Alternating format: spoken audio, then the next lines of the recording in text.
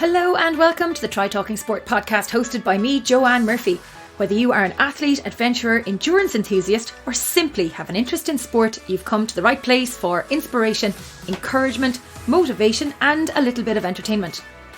Welcome to all our seasoned listeners and to our new ears as well. If I could bother you to subscribe to the show and or leave a review of the episode, it would be very much appreciated. It's the second week in February. We survived January and are barreling our way through this month with lots of exciting things going on in the background here at Try Talking Sport.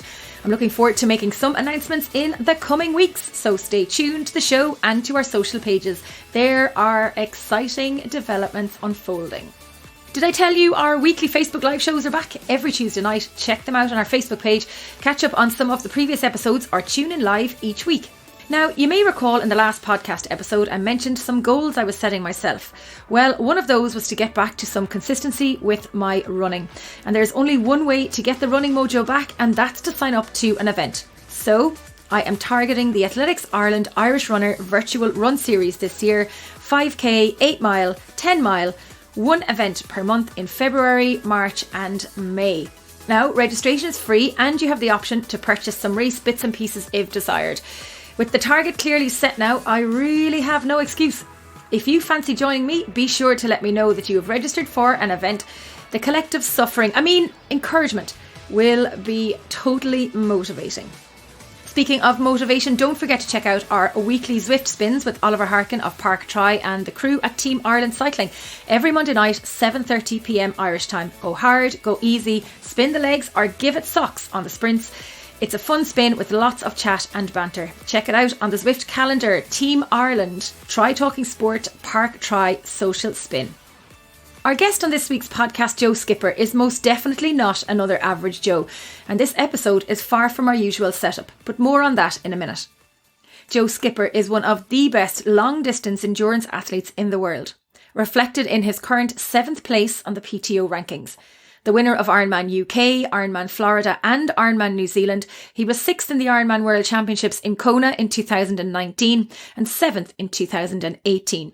He is also the British 12-hour TT record holder, setting a blistering pace in the 2020 event to cover 325 miles on the day. Competing in his first triathlon in 2010, he has gone from strength to strength and steadily grown in stature and success since he took up the sport.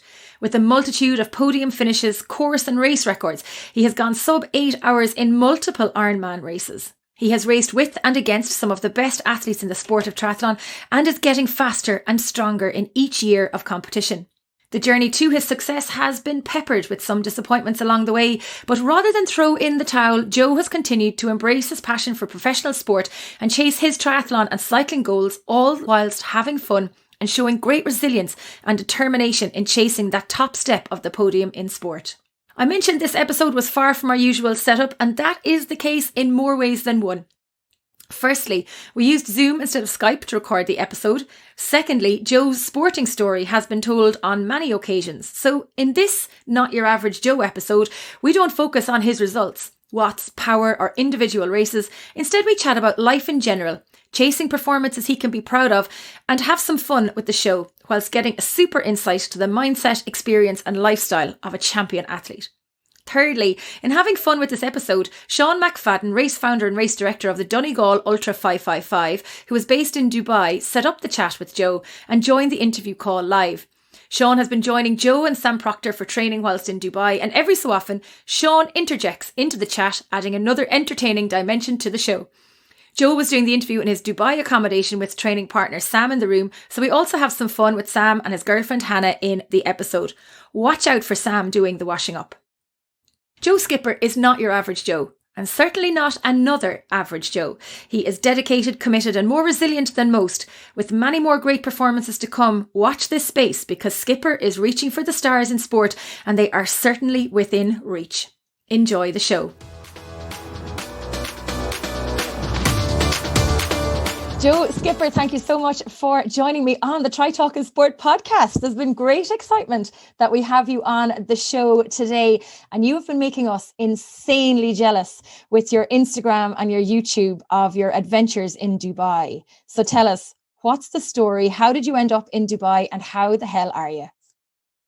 First of all, thanks for having me on the show. And how we ended up in Dubai is it's it's a bit long-winded, but basically, as all your listeners will know who are from the United Kingdom, that we went into lockdown in November, so you couldn't go to the pool, couldn't go to the gym, everything like that. And I thought back in November, well, still plenty of time before the racing starts, so there's no stress really. I'll just cope with this one. But then I thought once we get into December, January time, if we're still in lockdown, then I'm going to have to go away somewhere else to train, because with the lockdowns that we had earlier on the year, I couldn't swim. So I've just missed out on so much swimming this year that I thought once we get to January, I'm going to have to go somewhere where I can train properly for the upcoming races, especially with, towards the end of the year when we had races going on properly. It's kind of like the lights almost at the end of the tunnel. You can see that race organisers are being able to put races on. So wanted to be able to prepare for them and do the best I can in training. So over Christmas time, we ended up going into lockdown. I was going to go away originally to Spain, to Lanzarote, had flights booked. And then about 3 or 4 days beforehand, Spain put restrictions on UK residents, going in, flying or getting the ferry to Spain. So that kind of put that out the window. And then it was just a case of looking at different options. And I was kind of like toying with the idea back in November about going to Dubai, but I didn't. But I'd still had the contacts who I was speaking to from back then. So thought, you know what, I'll just give it a go, book some flights to Dubai, and we'll see what it's like for training. And yeah, it's been great so far. I'm really pleased that I decided to come over here. So I see you've been having loads of fun with Sam Proctor, and Sean McFadden has made it to the team as well, has he? Yeah. Sean's kind of adopted us over here. Been showing us everywhere, like where the good places are to go, helping us with our training. He's been awesome. Like when we've been doing some long runs, he's been coming out on the bike, handing out bottles and stuff, and talking to us about Ireland's biggest race, the Donegal 555. The Donegal, Joe. You're going to have to get it right. Donegal.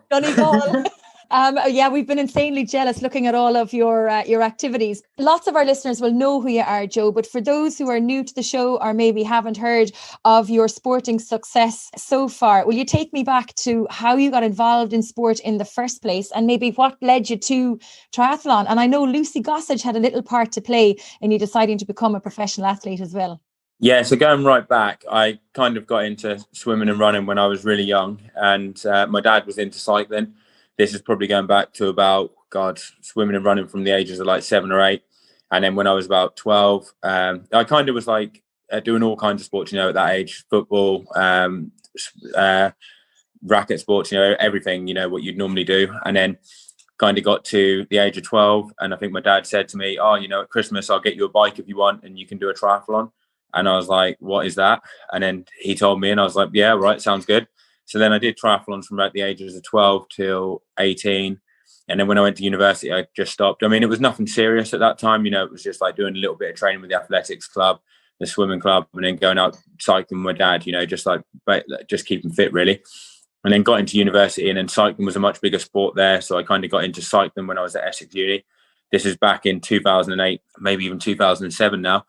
And then did 2 years at Essex, and then I went to Manchester. And then at Manchester, triathlon was a lot bigger there than what it was at Essex. And I kind of got a bit fed up of just cycling, doing one sport. It was sometimes it would get monotonous, especially in the British winter when you get days of rain, especially in Manchester as well. So got into doing a triathlon at the end of 1 year of cycling, really enjoyed it, joined the local triathlon club up there. And there was lots of people my own age, like young 20s. At first, it was just really good for the social. You'd go to training and then you'd go out and stuff like that afterwards. And then it just kind of got more and more serious, I guess. Like this is going back 2010, I think, when I joined that. I don't know how I got in touch with Lucy Gossage now off the top of my head. I think it was because she was a local triathlete and she was at a race where I was, and I crossed paths, and she said about, you should enter a race as a pro. They'll put you up and stuff like that, if you do it, and you get some expenses paid. And I was like, well, this sounds good, especially being a student. Prices of triathlons aren't cheap. So originally just tried to get into racing pro races at like the lower level ones, not so much Ironman, but back then there was like a lot of races in Spain and France that weren't Ironman or Challenge branded races, but you could get like some reasonable prize money. If you won it, you could get like a couple of thousands, and then it would go down to like 5th or 6th place. So if you finished like top 5, you'd cover your costs and you got to race. So started off doing them, did some Ironmans, I think, in that first year. like a few 70.3s, but you know, you were kind of just like trying to scrape into the prize money then, because they obviously had deeper fields. And then back in 2012, I got 5th place in my first full distance challenge Barcelona, and at that time I was able to go to a training centre over the winter in October, and the guys would like take care of our accommodation costs and to give us a little bit of money to like show people around on the bike. But that enabled me to train full time, especially with the money I got from Challenge Barcelona. And that kind of led into 2013. And then during that year, I got my first podium at an Ironman race, which was Ironman UK. Did Florida at the end of the year. It's just basically got a little bit better each year. 2nd place in Texas in 2015, which was my first kind of big breakthrough race, because that was a regional championships, and it was the first time I'd raced against some of the guys that had been competing on like a world stage. Like I remember Ben Hoffman being in the race at that time. I don't think he finished on the run, but he was like, you know, top 5 in Kona. I think he may have been 2nd in Kona the year before. You know, I think Andreas Raylett was in that race. Matt Hansen, he ended up winning it. And once I kind of got 2nd in that back in 2015, that was the result that made me think, you know, I can do this like bit properly. And also the prize money helped as well, because then that enabled me to carry on training and racing full time. So that was kind of like the big turning point for me, and a massive confidence booster as well. Did you get the bike course record in that race in Texas as well?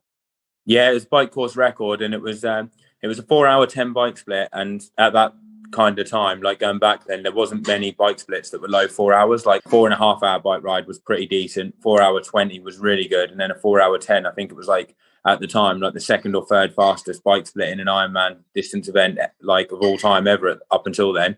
So that kind of got a lot of attention, because I think fast bike splits in Ironman races always seem to get a lot more attention than like a fast swim or a fast marathon.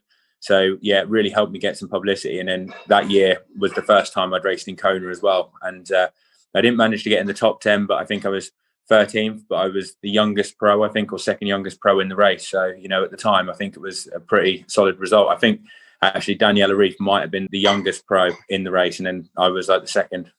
There's a lot of noise in the background there, Joe. Is somebody doing the washing up? Sam, you're joking, aren't you? He wouldn't do the washing up. What's he doing? Probably getting more food, if anything. He's doing the washing up. So Texas really put you into the spotlight, Joe, in terms of a name to watch out for in racing. But you had done really well in other races before that, because you did win the British Middle Distance Triathlon Championships. You also had done really well in Roth as well. Was that before or after Texas? That was after Texas. So I went to Roth the following year in 2016.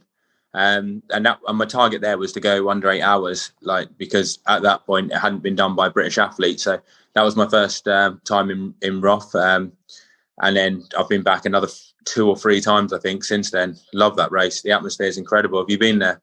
I have. I raced Roth in 2013. Well, when I say I raced it, I finished it. So technically I'm not an Ironman, because I haven't actually done an Ironman. So I keep being told I'm not an Ironman. I'll need to pick one to do. So I'm hoping with all my training during COVID, I might get to do an Ironman at some point in the future. But Roth is fantastic. It's an unreal race, an unreal atmosphere. You'll have to do Cork. I've heard that's an easy one. And sure, who will call the athletes home if I do Cork? Are you going to come to Cork? I don't know. I don't even know. I don't even think there's a pro field there this year. I don't know that now, but it is on the 15th of August. But I'm sure we could probably slot you in somewhere. You could go up against Brian McChrystal for the fastest bike split. Wouldn't be the first time. Give us a decent target. Like, I'll wipe the floor of him. We might see Sean McFadden. Get someone in who's going to push us on the bike. That's more like it. Yeah, someone with a bit of talent. Oh, that's terrible. Poor old Brian. He's a good friend of the show now. He won't like that. He's been a guest on the show as well, so he won't like that. Anyway, but hang on a second now. There's a challenge drop down. Maybe we get them, Sean McFadden. Maybe we get Joe Skipper and Brian McChrystal to go head to head in the Donegal 555. Now, there's a race I'd like to see. Sean's been on harder wheels than Brian's. I'll tell you that. Anyway, I have to put in there. Brian said the same thing the last day. He said Joe Skipper's been on harder wheels than yours, McFadden. He commented on Facebook. I saw that. Bloody keyboard warriors, you can't get away from them, can you? I know, they're terrible. Go all the way to Dubai and they'll still find you. I know you did have a little bit of a dalliance with some keyboard warriors during the year as well, didn't you? They were giving out about you doing a big long cycle on Strava. I got absolutely hounded by keyboard warriors. I did a long ride just when we went into lockdown. It was about 200 miles round Norfolk. Hardly any cars on the road at the time. Lovely day. Got back. Was really pleased that I'd managed to do it. Like, tick the box, put it on there. And I got absolutely rinsed. I ended up having to delete my Strava account. But I'd been seeing quite a lot of negativity before that. Like, there'd been other pro cyclists. Like, I remember seeing Harry Tanfield. He got quite a lot of abuse for doing training. And there were some really angry people at that kind of time. And I just got absolutely hounded. Like, literally within like 40 minutes, like, God knows how many comments I had. There was a lot on there. So I deleted it. And then I got absolutely bombarded on Twitter by people. And it's funny you should say that, because some of the people that were giving me abuse and saying that they were going to stay in during COVID have completely changed their morals. You know, some people are quick and easy to judge, and they'll give you the abuse, but they're not, unless they're whiter than white, they need to, you know, calm down. Jesus, like, these people are two a penny, you know, they come at you from all sides.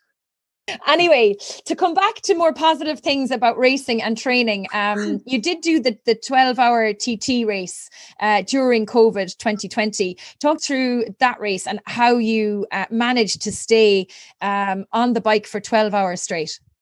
Well, I'd actually done the 12-hour the year before. So I had a little bit of experience from that. So I kind of knew what it was like and whether or not I'd be able to hold my position for 12 hours. So going into the race last year, 2020, I had a little bit of experience. And at the time, I was actually in training for IRONMAN, which was kind of like 50-50 as to whether or not I was going ahead. You know, like, you'd hear one thing that it was on, then they would say it was cancelled. And then, like, they kept telling us, you know, the race is probably going to go on, you know, keep training. But it wasn't until like a week before the race that we got told it wasn't on. You know, it was going to be cancelled. So I was like, oh, you know, that's a bit of a blow, but I need something else to train for. So then it just happened that the 12-hour was about, I think the 12-hour was the week before. So it must have been like 10 days or 2 weeks before we got told the IRONMAN was going to get cancelled 2 weeks before. So then the 12 hours a week before when IRONMAN would have been. So that kind of opened it up, because, you know, it's only 15 miles away from where I live. So I can stay the night in my own bed, you know, it's a 20-minute drive. So that was how entering it came about. And also in 2019, I broke the British record. It got DQ'd because I went wrong way in the course, but I knew I could do it because the conditions were pretty bad that year. So I wanted to come back if I got the opportunity. And with what happened with COVID, like the uncertainty in races and IRONMAN getting cancelled, that kind of opened the door for it. But staying on the bike isn't too bad. And to be honest, I would say that anyone that trains for like long distance triathlon would do a very good 12-hour, because, you know, we normally train on our TT bikes, do like 4-hour, 5-hour rides in it. And I think if you can hold your position for 4 or 5 hours, you're probably likely to do it for 12 hours, because the intensity on the bike is less than what you would do for an Ironman. And also for an Ironman triathlete, you've got such a good idea about fueling. You know, like, the fastest guys are out there for 8 hours and the slower ones are out there for 16 hours. So, you know, if you can fuel for 8 hours, you just do the same thing, but just keep it going for an extra 3 or 4 hours. And if you're used to a 12-hour Ironman, then you just do the exact same fueling strategy as what you do. So it kind of like the experience you get from doing Ironman really sets you up. And to be honest, I would say that an Ironman is physically harder than a 12-hour time trial. Like, the battering you get on the run and how hard it is to run the marathon off the bike is a lot harder than 12 hours physically. But the mental aspect of the 12-hour time trial is what really kind of bites you, because you get 3 or 4 hours in, you start feeling a bit of fatigue, and then, you know, you've still got another 8 hours to go, and you're on obviously you want to try and stay on the TT bars as much as you can, because every time you sit up you're just like losing time, and you don't get to see really other people because of the time trial start. You know, you might see people occasionally, but not really to like say anything to or anything like that. The atmosphere is not as good as what you would in an Ironman. So mentally it does feel like a very solitude race, you know, where you're just by yourself for long periods of time. But yeah, Ironman, if you do an Ironman, you'll have so much experience in the fueling, the like training for it, that you could do really well. Also, I think a lot of the cyclists don't do their gym work and strength work. They like to do a lot of miles, but because they don't do the gym and the strength work, they're actually got quite weak cores. And you see a lot of them, even some of these 12-hour specialists or long-distance cyclist specialists that you see in the race, they really struggle to hold their position. Whereas the triathletes, they do swimming, a lot of them do gym work. So that gives you such a massive advantage to be able to hold that position for a long period of time and keep putting the power out. And Joe, you mentioned the mental aspect, and that was one of the questions I wanted to ask you about, because it's one thing to sit on the bike physically for 12 hours. And as even in an Ironman, at a 17 or a 16-hour Ironman, you've got the distraction of thinking about, okay, I've to do the swim, then I'm into T1, then I've got the bike, and then T2, and then the run. So there's a little bit of a distraction throughout your 12 to 18-hour day. But when you're on the bike and your head starts saying to you, oh, you can't do this, you're slowing down, or you're not feeling great, how do you bring yourself around to just say, go away from me, the little fella on your shoulder telling you that you can't do this? How do you get rid of him? Well, first of all, you probably do a lap like every 45 to 50 minutes. So you kind of just break it up, I try and break up like the out bit, because if there's a little bit of wind, one way might be a headwind, one way might be a tailwind. So you try and push the headwind a little bit harder. Tailwind, you're on the power but a little bit less, and you kind of break it up a bit like that. And then just every time you go around and you get a bottle, it kind of like resets you, because you see some people though you don't get a chance to like really talk to them because you're flying through the aid station, but that kind of helps. And then other than that, it's similar to an Ironman. Every time I've had like a decent Ironman, there's always been some points in the race where I've gone through dark moments, like even in the races that I've won or done really well, I remember Ironman New Zealand back last March. I was like 6 minutes ahead going into the final lap, and I thought, this is easy, I've got it. And then I went for a bad patch and I started feeling rough, and I was like, oh God, like, am I going to get it? Like, what pace am I doing? They might catch me. Like, even though it looked like they wouldn't catch me, I started doubting myself and thinking it. And then, same thing in Florida. Like, I went through numerous bad patches on the bike. I felt like I completely exploded at one point and just had nothing. And then I kind of like recovered, pushed on a bit. And then on the run, it was constantly like, Ben Hoffman was catching me, and I was like, I've got to try and hold on. Hopefully he'll blow up. He didn't blow up, and I went for a bad patch, and then I went for a good patch. And it's just, I think the experience of doing all these long distance races, you always go through bad patches, and it's just expecting that the bad patches are going to come. So it doesn't bother me if I go for a bad patch, because it would be totally unrealistic to expect a long distance race to go totally to plan. So you just take the highs in your stride and get ready for the lows when they come. And they're the bits where you've got to just push through. And two things I want to talk to you following on from that is, one of them, Lanzarote, lying in the middle of the desert after having a horrendous experience. Do you think races like that, where you're at the depths of despair, can't go on, have made you stronger for races like when you need to re-strategize in the middle of a race, like in Florida, like in Kona, like in New Zealand, where things mightn't have gone to plan, or they are going to plan, but you've got to make changes? Do you think the bad races or the performances that you're unhappy with made you stronger for those good performances that you now put out? Yeah, definitely, because I still think about that race in Lanzarote, and I know at the time it really motivated me, and that really took me to another level, because it was a horrible experience, and I didn't want to go through it again. So it really motivated me to like improve my training, get better, and to not have to go through an experience like that again. And I still think about that race now. It wasn't actually that long ago. I was out cycling. It was out here, I think, at some point, and I was riding along, and it was like through the desert, and it reminded me of bloody Lanzarote. I went to Lanzarote actually back in December for 13 days, and I thought at some point I'm going to come back to this race, because it's just unfinished business, and it angers me to this day knowing that race has beaten me, and I really want to go back there and put that to rest. So what would you consider to be a perfect race day for Joe Skipper? Racing to like my potential, getting to the end, not having anything left, and everything going smoothly, I guess, hitting as good a power or a little bit better than what you thought you could do on the bike, getting off, running your best run. For me, having a good swim, maybe, I guess, making a pack on the swim where I feel like I'm working hard, but I'm on the feet of some people. So, I'm saving energy, but I'm still working hard. So I know I'm swimming well on the bike.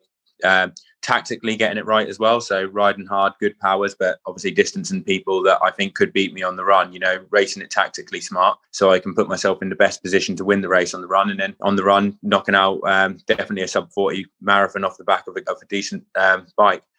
But yeah, that would probably be the perfect one. But I guess it's just racing to your potential, isn't it? Doing everything right on the day and getting your nutrition right, your hydration, and hopefully winning it. You're self-coached, Joe, so you don't have a coach telling you what training to do, what plans to be doing.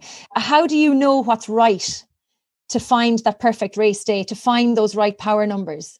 Well, I guess I've just got a lot of experience, even when I was like 12, 13 years old, I was always coaching myself. Like when I started doing triathlon back then, and then I went to university, I did sports science for a couple of years, learned some stuff. And I've always had a keen interest in like coaching, like physiology and stuff like that. And, since I've been doing triathlon back in 2010, I've been doing it for like 10 or 11 years. I've tried lots of different things. And I say this to everyone, that a coach is just someone's opinion on what you should be doing. Like a lot of people like to think that a coach is guaranteed success. It's not. It is literally just someone saying, I think for you to get your best result or for you to improve, you should do this. That is all they're saying, because there's no black and white answer in coaching. You can't say that X will equal Y. It might equal Y, but it might equal B or C. It's completely impossible to say that. And what works for one person doesn't work for someone else. So a coach could be good. It could be great for you. It could make you slower. I tried a coach, didn't work for me. I got slower, but I've been doing it for years. I've tried different things, and I would like to say that I've got an open mind. I'm up for trying different types of training. I've tried it on myself, and I've just tinkered with it through each Ironman build up.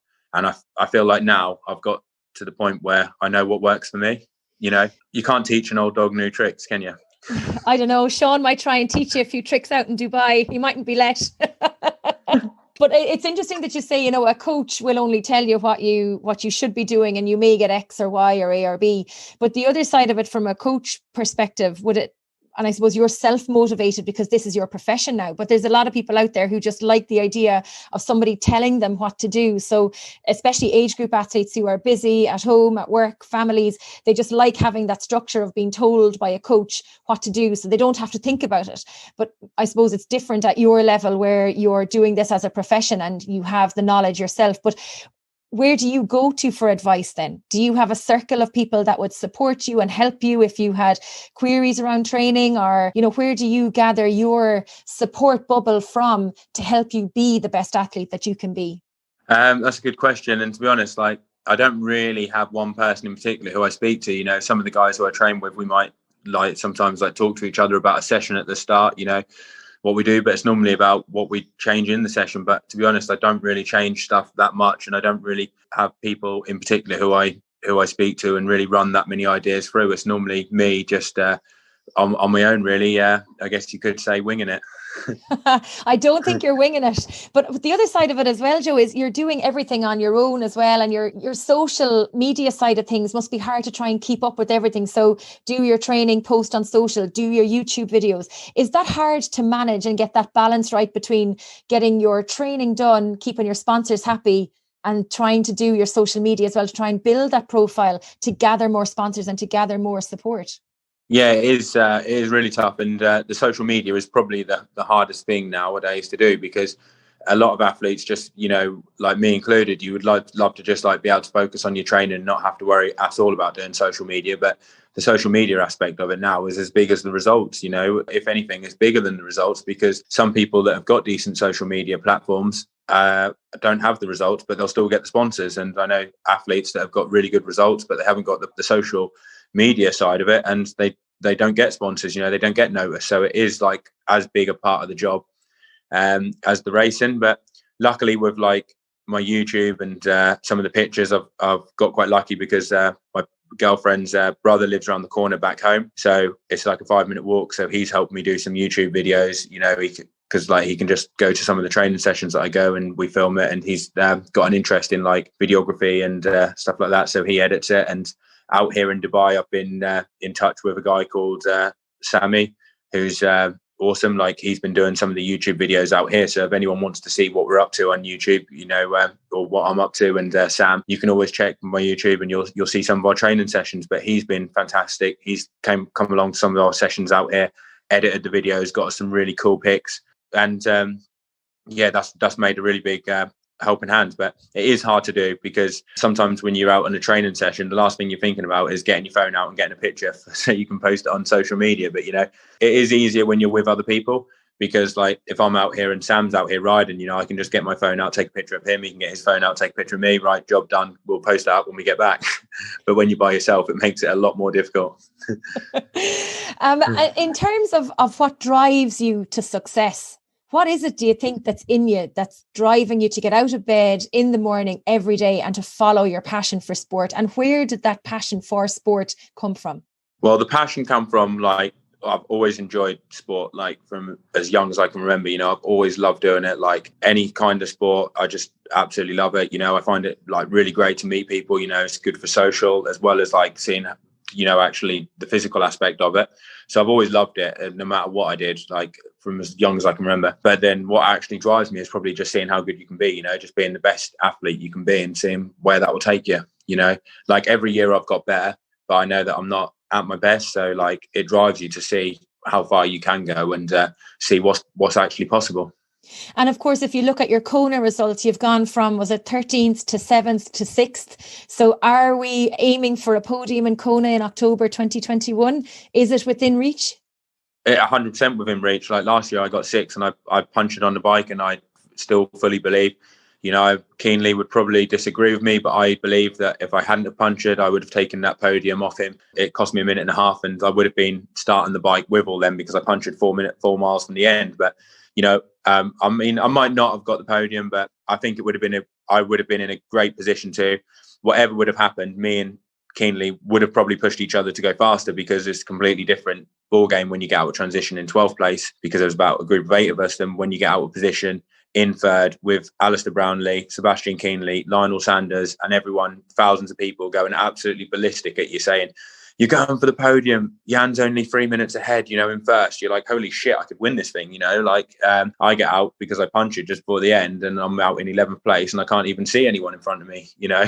Like I don't even know what position I was in at that time. Do you ever feel the pressure on race day, Joe, that there's a target on your back because you have a reputation of being such a great biker that everyone's trying to get out of the swim ahead of you to try and gain a couple of minutes because they know you'll absolutely storm them on the bike, and then your run is so strong as well? So do you ever feel under pressure from the other athletes, or even from your own expectations going into a race, of having to just work so hard to get to the top of the field?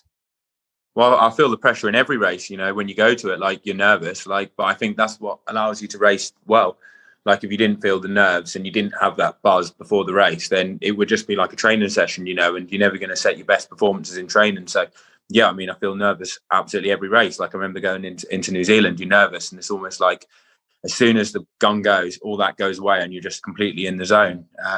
But I wouldn't really say I've got a target. I feel like I've got a target on my back from the others, because the races are so competitive now that it's not just one person that could win it. You know, you turn up to an Ironman, there's 8 or 10 people that can win it on their day. So there's numerous people to worry about. You know, when I was in Florida and me and Ben were close, there was like Starkey that could have won it, and Jesper Svensson, I think he won Challenge Roth that year, and there was like a load of others. There was like at least like 10 of us that could have won it on our day.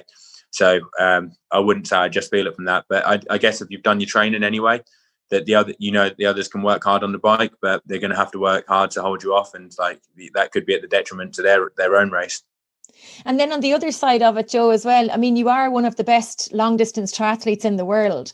Is there a pressure on you to be an inspiration to other athletes, to the other athletes coming up along the ranks, to the younger pro athletes that are coming through, the likes of, say, Tom Davies and George Goodwin and some of those other younger lads that are coming through the pro ranks, that they're all looking up to you? Do you ever feel under pressure that way, or that you should behave in a certain way because of your status as one of the best long distance athletes in the world? Or does that even ever occur to you? No, that's never really actually occurred to me until you said that. But what I would say is that they should probably look up to someone else, because they might pick some bad habits. They might also pick up some podiums. Yeah, I'd strongly recommend that they look to someone else so they don't pick up any bad habits. Not at all. They might give you. They'll get themselves into trouble. I don't think so. I don't think so. And it's actually a lovely side to see that you're so humble about the inspiration and I suppose the performances that you've put in, that people would look up to you and aspire to be like you. And it brings me to my next question. You've been in the sport since 2010, really, is the last 10 or 11 years you mentioned earlier. But how has the sport changed? Has it changed for the better? Is it more difficult now to be a professional athlete than it was 10 years ago? Or is it easier? It's way harder to be a professional athlete now than what it was 10 years ago. 100%. Like back then, 2009, 2010. Well, 2010 was when I started, but back then there were some races in England where you could win like 1,500 quid, you know, like I remember the Vackery Triathlon, and there was a couple of others. That's one that sticks to my mind. You know, it's 1,500 quid for the win. I think £1,000 for second, £500 for third. Not massive amounts, but when you're literally living at home, you know, and you haven't got any money, 1,500 quid is quite a lot of money at that time, you know. And then as well as that, lots of them races that I mentioned to you at the start of the podcast, like the ones in Spain and France, they seem like they've dried up a bit. And they were awesome because when you're starting off, you can't just expect to go to an Ironman 70.3 and get on the podium. So they were great because, you know, you could fly to places like Alicante for like £60, you know, return back then. You could do a race and you could come away with over £1,000, you know, and that was huge. But now it seems like there's just challenge races and Ironman races, and Europe is especially tough. You know, you go to an Ironman 70.3, you could finish 5th place. And 3 of the guys in front are going for top 10 at the World 70.3 champs. And, you know, 5th place, you might get yourself £500, but you spent 300 quid on like flights and another 300 quid on accommodation. You've actually lost money, yet you're racing people that are like top 10 in the world. So to make that step up is incredibly tough because a lot of the guys now, they're working part-time, but they're racing guys that are training full-time. And that's really hard because the guys that are racing full time have probably been training full time for like, you know, 5, 6, maybe even 10 years before that. So they've got to beat them to be able to get the money and then also to get the sponsors. But if you can't beat them, you won't get the sponsors and you don't get the prize money, and then you can't get the money to enable you to train full time. So I'd say now it's very tough to make that step up. Hopefully with the PTO though, putting some money in some other races, it will help kickstart more races so people can make that jump up a lot easier. If there were athletes listening in, or if there are young or age group athletes who are showing potential, what advice would you give to those athletes that want to get stronger, fitter, faster, and not necessarily move up to the professional ranks, but to just be stronger, better athletes than they were before? I would say find people that push you in training, like always try and train with better people than you. I know in the past when I've improved loads, it's when I've been training with people, you know, that push you day in, day out. I think that makes a massive difference because it takes you out of your comfort zone. Also believe in yourself as well. You know, anything's possible. Like you'll get there. You've just got to be consistent and put the time in. But yeah, definitely believe in yourself and surround yourself with people that are better than you and push you day to day. And even within COVID-19, we were chatting to Ger Redmond during the week on our Facebook Live. And, you know, there's a lot of negativity around COVID and the situations that we're in, we're in level 5 lockdown here in Ireland and similar in the UK. And there are races cancelled and plans are changed, but that we have to adapt within our environment that we're currently in, that it's not all rosy in the garden, but that we have to make adaptations. How do you keep a positive mindset? It's hard, but I would say set some time trials, you know, something like that. You know, it could be like a 5K, 10K run, even something completely different, like a 1 mile time trial, and try and see if you can beat your time at it, you know, set a benchmark for it, and then try and set yourself a training plan for 6 weeks. You can easily do it. If you've got some people that live locally that do it, you can always do like set a Strava segment up or something like that on a local course, and you can all do it. So you can still abide by like social distancing rules, but you could all do it on the same day, you know, if you wanted to, like that. And it offers like a different challenge. It's free, it doesn't cost anything, and you can do it in your local area. It could even be a hill climb, you know, like if you've got like a big hill that you want to do, you can set a target on Strava on a segment, and then you can set a training plan and see if you can like beat it, you know. So you can always do little stuff like that. And, you know, it doesn't have to necessarily be a massive race to motivate you. It can be something small, but like you can do a couple of small steps like that. And then hopefully it will take you to May, June time at the late, or not even that late, you know, April, May.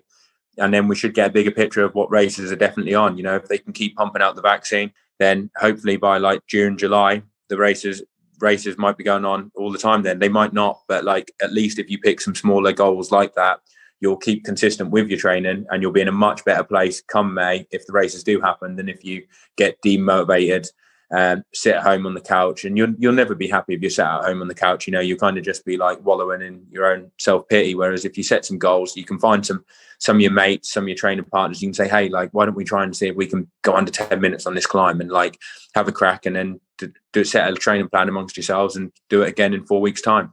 I really love the idea of the Strava segment.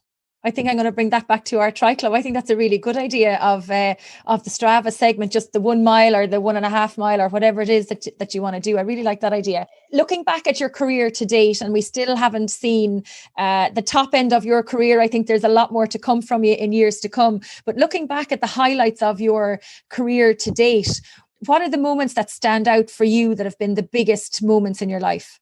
Top 10 at Kona, definitely. Like, that was a massive one, because that's kind of like a big breakthrough result. You know, loads of people go to Kona and they want a top 10. So to do that after the previous time when I was there and I had an absolute shocker, that was a massive confidence booster, you know. And I thought, well, once you've done it once, like, you can always go for like a top 5 the following time or something like that. You know, it kind of puts you there that you've done the top 10, you've ticked the box, and you can go for something else. Another one would be Ironman Texas. It was near the start, and it was, at the time, it was like my first big breakthrough result, and it was like amazing to finally do that in a big race. So that would have to be another one. And then probably Ironman Florida, you know, against Ben Hoffman, the battle we had. Like, he'd beat me in Kona 3 weeks before. He finished 4th, narrowly missed out on the podium, had an awesome run in Kona. I think he did like 2:44. It was literally like 15 seconds slower than Jan, run up through the field, and made us all look silly. So to race him 3 weeks later in Florida, I got off the bike, I think, with a 6-7 minute lead on him. He ran a 2:36 marathon. I needed a 2:39, and I only just hold on to beat him. You know, like, you wouldn't expect to run a 2:36 marathon and finish runner up. And it was one of them races where you didn't know if you were going to hold on or not, you know, and so it felt like you were like full on until the line. It was an awesome race, you know, just flat out from the start. Speaking of highlights to date, what are the plans for racing in 2021 when we get back to racing? Well, first of all, is to try and break Jan Frodeno's world record at Ironman Texas, 7:35. That's what I want to try and do. So I'm going for that. That's the first big one. I did 7:46 in Florida, and anyone that knows the transitions in Florida are huge. Like, I think looking at what Texas transitions are like, that's 3 or 4 minutes easily there. I think the Texas course is probably faster than Florida, at least the same anyway. Yeah, I want to have a crack and see if I can do it. And there's going to be some strong guys that are going to Texas. So I think, you know, like, let's see if we can do it. I think if we don't get really hot and humid conditions, the record's definitely on, and I'll certainly be going out there to break the record and win the race. Will you try and go back to your TT record and try and break that again in 2021? Hopefully not, because I'd much prefer to be doing Ironman racing. But if COVID's still here and the races are cancelled, then I definitely will. And what about Kona? Oh, top 3 in Kona. That would be the goal. That would be a big step up from getting 6th place. So yeah, top 3 in Kona. Like, if I made the podium in Kona, I'd be amazed. I'd be like, not amazed, but like, I'd be really happy with that. You know, that would be, because then it would mean that I could then go back the following year with a realistic chance of saying, right, I'm going to go there to win now, but you need to get the podium first. You know, it's all about taking little steps up. You know, I've been 7th, I've been 6th. If I can get like a top 3, then, you know, it kind of cements you as like a potential contender for the win, you know. And I always think, like, I heard Cam Worth say something before, whereas like, if you want to win Kona, you've got to be able to win it on a bad day. And I think it's the same when you think about it with like a Kona podium. It's like, to make the podium, you've got to be capable of making the podium on a bad day. And I think when I got 6th place last time, I was 6th place on a bad day. You know, I punched it. I didn't feel good on the bike, but I was fit. And that 6th place was a bad day performance. A good day performance last time might have been top 3, but you need to be good enough to get that performance when stuff doesn't go right. You know, stuff needs to not go your way. You might feel a bit ropey, but you can still knock out a 3rd place. So, you know, I'll go in there this year and I'll be aiming to get a 3rd place, and to be able to do that on a not that great a day. And if you could go back and do anything differently over the past 10 years, what would you do? Oh my God, a lot. Like, I've learned so much in the last 10 years with regards to training, nutrition on the race day, the way I train now. If I could go back 10 years and just apply what I do now with my training, my nutrition and everything, oh God, I would have been so much better than what I am now. Like, there's just so many things like to name, but yeah, they're just a few. Did you ever think when you started out, now I know you had a great start in the sport, but did you ever think that you would be where you are now? God, I guess not really. You know, I never really thought where I'd be in 10 years. I was always at the time taking it like 1 year at a time and thinking, you know, I've achieved this year, next year I want to do this. And it was always like looking at next year and how I can be better next year and kind of living in the moment. I never really thought where I wanted to be or what would happen in 10 years time, because I was always just trying to get to the next year and see if I could like win this race or make the podium in that race. And, you know, it was just, always looking in a 12-month cycle rather than like thinking, I wonder where I'll be in 10 years. And if you weren't a pro triathlete, what do you think would you be doing? I have no idea. What did you want to be when you grew up, when you were a kid? You know, when I wanted to grow up when I was a kid, I always wanted to be a professional athlete. That was what really motivated me. I didn't really know what sport. I just loved sport and I just wanted to be a professional athlete. Like there was nothing else that I really saw myself doing. I've always never really known what I wanted to do. And I kind of got into triathlon and I was like, I really like this. This is really cool. Like I want to do that. But I have absolutely no idea what I'd be doing if I wasn't a triathlete. Now, I have a very special question that Nikki Bartlett started back in, I think it was in lockdown last year at some point. If you were to be a superhero, which one of the superheroes would you be? Oh, God. That's the most difficult question you've been asked in the last 2 years. That is the most difficult question I've been asked. That is. What do you reckon I'd be, Sam? Conor McGregor. He's not a superhero. Oh, wait, Sean. He's not a superhero. Who would it? Superman, so you could fly, so you wouldn't be late all the time. There you go. Sam said I'd be Superman, so I could fly and I wouldn't be late all the time. And Sean is laughing away here on the other side of the call as well. Sean, back me up. You know, Sean, that I'm never late, am I? And everyone's laughing in the background. And just so that our listeners know, we do have Sam and Hannah in the background listening into Joe's live interview.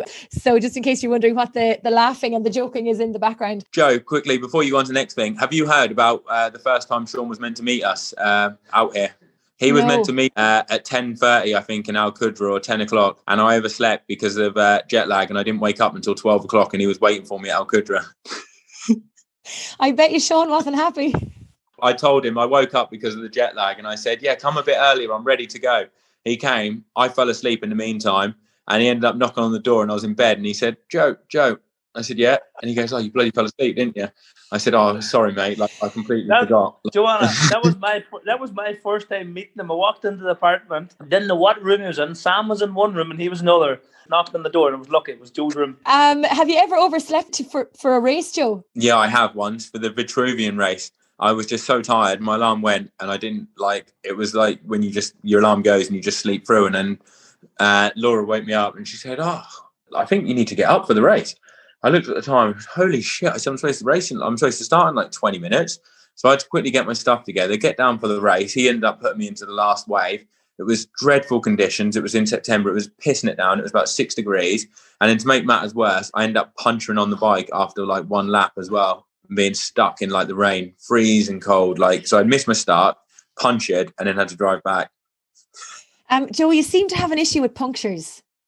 Well, I had an issue with punctures, but I've been all right, luckily, the last year and a half. But you know what? It seems like I've had an issue with punches because I've had a couple in some big races. But for about the first 6 years I was racing, it must have been until about 2017. From 2010, I hadn't had one puncher in a race. And then I had a couple in short succession, but I haven't had any. But I think it was 2017, 18. I had a few punches in some big races. But I think it's just really unfortunate at the moment because I'm using decent tyres, GP 5000s sealant in there. So, they're not pushing the envelope with some of the Vittoria tyres that you can get, which are wafer thin. So it is really unfortunate, to be honest. And a funny story, I actually slept in for a race as well. Did you? Except I was meant to be working Ironman 70.3 Dunleary. I think it was 2018. I had my alarm clock set for 4 o'clock. So my two phones set. I had the hotel phone set. I was telling the story the other day on another show, and my mum was sharing the room with me. So she had her alarm clock set for 6 o'clock in the morning. But at 4 o'clock, no alarm went off. And the next thing I heard this noise going ding, ding, ding, ding, ding. And I was like, what is that weird noise? And mum says, what are you still doing in bed at 6 o'clock? Well, I never jumped out of the bed as quick in my life. I ended up actually making it on time, but I was 40 minutes late to start the whole announcing on the day of the race. So arriving down to the start line, trying to put on the music and trying to get my shit together, basically. Mum thought I was going to have a heart attack. But the funniest thing was we all thought I could get away with it, except that I had the mark of the duvet on my face. Oh, I had jumped out of the bed so quickly and slept so soundly. I had the mark of the duvet, but it's not a pleasant experience. So I can't imagine what it was like turning up late to a race. Okay, so I have a couple of audience questions I want to go to very, very quickly. I'm conscious of the time and we've been chatting and joking for ages. First one from Hugh Fairclough, fantastic photographer for Ironman. Question for Joe, will he be returning to Wales to race after his DQ in the last race there? yeah, I would. Well, I would love to go to Wales, but the only problem with Wales is it's just so close to Kona. And last time when I raced Wales, it took it out of me in Kona. You know, I didn't feel great in Kona last time when I was there, and I think it wasn't. If Kona was in Europe, you know, say like the World Champs was in Spain, and it was the same date as when Kona is, I think I would have got away with it because I have raced Ironmans 2 weeks up, one after, you know, like 2 weeks later, and I felt fantastic. But the problem with Wales is you race in Wales. And then you've got the travel to like the other side of the world for Kona. And like, ideally you want to go out there 4 weeks beforehand. And then so you can get used to training in the heat and, you know, finish your preparation out there. And I think the stress of recovering from an Ironman, traveling to the other side of the world and putting yourself in the time zone where there's 11 hours time difference is just too much. And if you race Wales, you don't have the legs, what you have in Kona. You know, it's happened to Cam Worth's done it. He raced Italy and then went over to Kona and he said the same thing. That year, I think if you race an Ironman in September, you won't perform to your best abilities in October. So I'd love to go to Wales, but while I'm racing in Kona in October, it's just not really possible if I want to do a good race out there. So we need you to go to Kona, win it, defend your title a couple of times, get bored with Kona and then come back to Wales and win Wales. I'll happily do it if that happens, if that plays out. Yeah. Louise O'Reilly from Portmarnock says, in his early career as a pro, you had a few setbacks in 2012, 13 and into the start of 2014. You missed a race from losing your passport. You had punctures and penalties in Florida, nearly having to quit triathlon in 2013 with no sponsorship. And then the blow up in Lanza in 2014. The question she has is, how did you mentally get yourself from lying on the ground in the desert in Lanza back up to keep going at it and eventually qualify for Kona? Would you consider yourself as a resilient person? Because a lot of people would simply give up. Well, the one when it happened in Lanza, I had been training okay from that. But then after that, I did question some other stuff. And I ended up meeting with a guy who's a local legend from like near where we live, Paul Evans. He'd actually like won the Chicago Marathon before. So me and my friend ended up contacting Paul Evans and said, "Hey, Paul, like, will you give us some training tips for the marathon? You know, like, what do we need to do to run better?" Because up until that point, I was strong on the cycle, but I'd never really run that fast in an Ironman. You know, I think I was like 250 something was my best. So I met up with Paul. He gave us some like training tips. He's a really like hard working person. You know, he didn't get into running until he was 26, made 2 Olympic Games for the 10K and ran 27 minutes, as well as a 2:07 marathon, you know, but like obviously didn't get into it until he was 26 years old. So you can get the idea of what kind of person he was. Plus he worked in a factory and was running 3 times a day to get to that standard for the first while. So he's resilient, you know, and a true hard worker. So we met him. He gave us some great training tips, and me and my friend Lee, we went away, we did it. And then the next year was when 2015, I ended up getting the fastest run split in the IT World Long Distance Champs, 30K. I think I averaged 340, maybe 330 something per kilometre for 30Ks, you know, and I did some other races that year and was up there on the run, you know, putting in some fast runs. And a lot of that, I credit that from the bad race at Lanza, questioning what I did and looking to other people, you know, to get some advice. So I don't think that would have happened had I done that. And then going back to being resilient, I would say, yeah, I think I am resilient. But then I think anyone that does Ironman is pretty resilient, because you're going to expect races to go bad. You know, it's an 8 or 9 hour endurance race that requires like numerous different things to go right. You know, you haven't just got your training, you've got to have your mechanics. You know, like you said, like I had a puncture, but anyone could get like a chain snap on the bike. You know, you could put a new chain on, but it could happen. I've punctured in a few races, but I've put new tires on for nearly every Ironman I've done. You know, they've been used like two or three times before the race. You know, that could happen to other people. You've got your hydration. You know, if it's a hot day and you don't drink enough, you can cramp, or you can like dehydrate and you don't finish the race. Same with you're getting your carbohydrates in. If you don't eat too much, you can bonk. If you eat too much, you can get gastro problems. So everyone that does Ironman has got to be resilient, because there's so many different things that can go wrong. And you're only one race away from a bad race, but you're only one race away from your best ever race. I love that. You're only one race away from a bad race, but you're also only one race away from your best ever race. I think you should put that on a t-shirt. Derek Gallagher from Galway asks, is your incredible endurance innate or does it come from another sport pre-triathlon? And how much high intensity training do you include in your weekly training? Well, I think the endurance just comes, like, it doesn't come from another sport, but it just comes from years of doing it. I've been doing like Ironman now for like 11 years. It's a long period of time, that's just Ironman. That's not even like triathlon, so it's like a third of my life I've been doing Ironman, or over a third. And then if you take cycling into account, half my life I've been training for like long endurance races. So, it's just years of consistent training, doing big hours.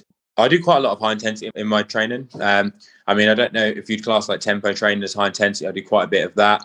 That's like under threshold, but then I probably do 2 or 3 VO2 max sessions a week across the disciplines, one in the swim, one in the bike, and one in the run.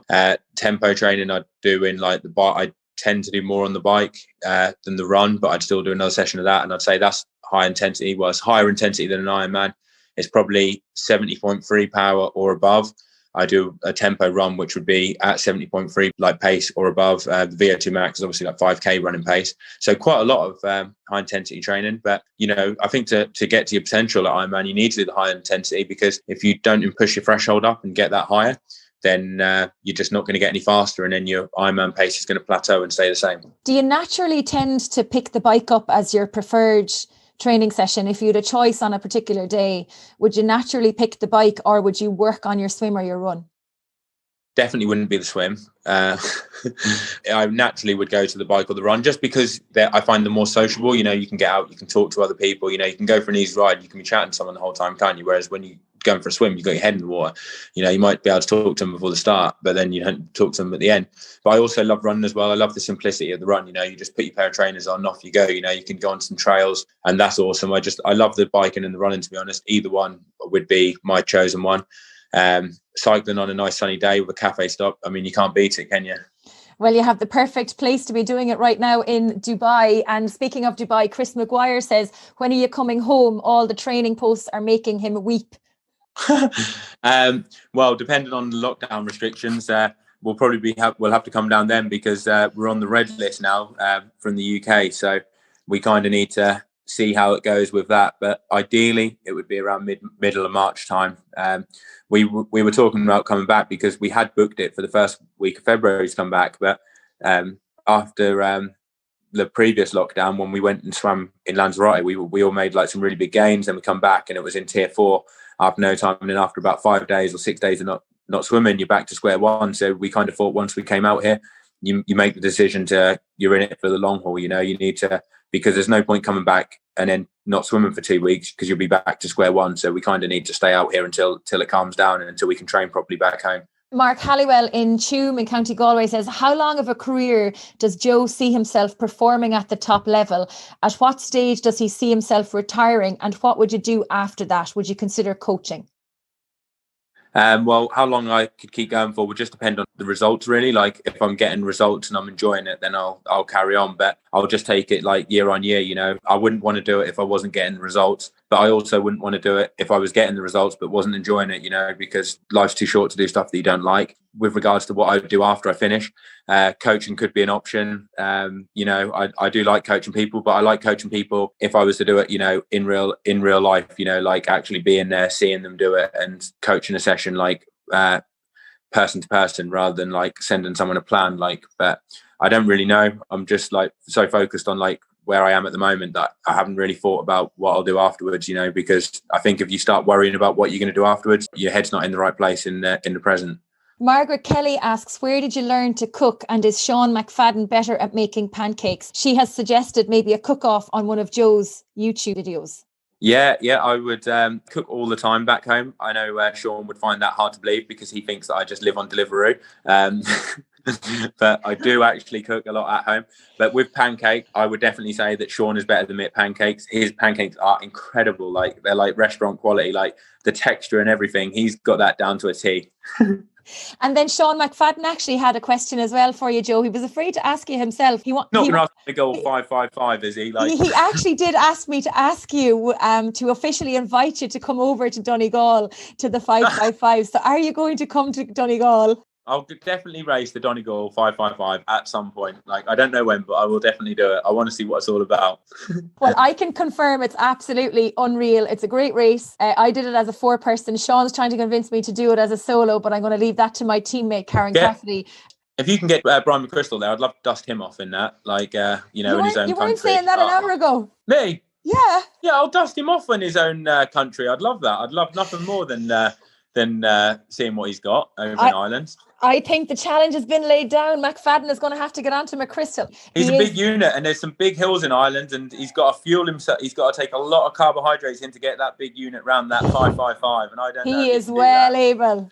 I will defend Brian McChrystal to the last. He is well able. Now, before we finish, a serious question. Who or what have been the biggest influences in your life? Probably my mum and dad, because they've always like encouraged me to carry on like doing triathlon and, to keep going. Like in the points where I wasn't going to carry on, when I was like, well, seriously questioning when I was doing it, they always like motivated me and said, no, you'll always regret it if you don't do it. So probably them, to be honest. Joe Skipper, it's been an absolute pleasure chatting to you this afternoon. We have had Sean McFadden on the call on Zoom as well from his pad in Dubai. Our man on the ground in Dubai has been tuning in live to the interview, and then we have had Hannah and Sam as well. But thank you so much for your time. I really appreciate it, and I can't wait to call you down the finish line of an Ironman as a champion once again, hopefully in the not so distant future. Cheers. Thanks very much. Thanks for tuning in. I hope you enjoyed this episode. Don't forget you can get in touch with any feedback or guest suggestions by emailing me on trytalkingsport@gmail.com. That's try with an I, not a Y. I'd love to connect with you on social media. You can find me across all the social platforms: Facebook, Twitter, LinkedIn and Instagram. Pop by and say hi and let me know what you think of the show. If you are new to Try Talking Sport, please do check out some of our previous episodes. Our guests are amazing. You will be inspired and impressed by them all. Until next time, stay safe, keep smiling, and remember to look for fun and adventure in every day.